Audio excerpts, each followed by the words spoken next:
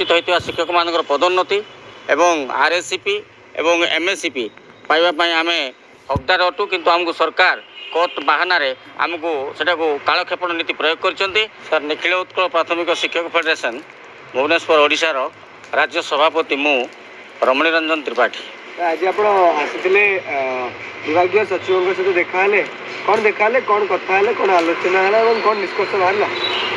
आज आमको विद्यालय गणशिक्षा विभाग सचिव गोटे बैठक रखी आम 3 जणिया कमिटी को डाकी आम आम संगठन तरफ 3 जन से भाग नहीं।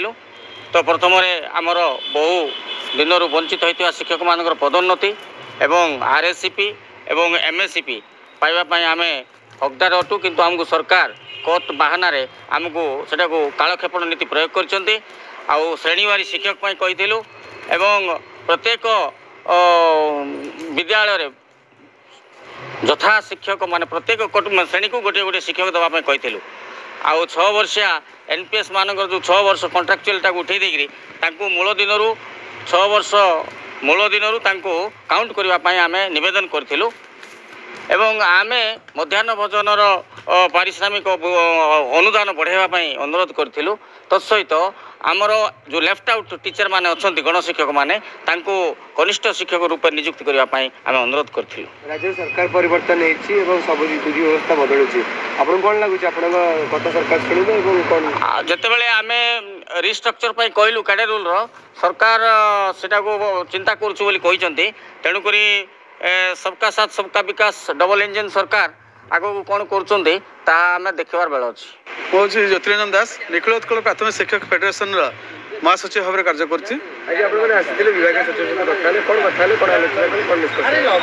आज आमको 3 दिन आगु चिठी कराई विभाग अधिकारी देते आम 3 जणा कमिटी आज सम्मान्य महासचिव ये आम प्रिंसिपल सेक्रेटरी सहित आलोचना कलु।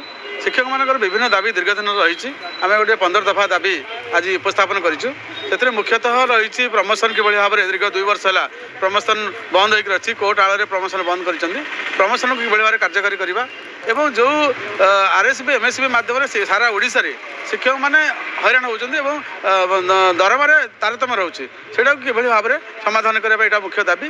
ता सहित बर्तमान जो आम शिक्षक मानक ये आम इन्शुरांस कवर करा जाऊ स्वास्थ्य बीमा दि जाऊ आम गोटे दाबी रखीचु जेहेतु डबल इंजन सरकार आमर आयुष्मान भारत लागू कराऊँ आम अनुरोध करूँ समस्त कर्मचारी की सही स्वास्थ्य बीमा प्रदान करा जाऊ।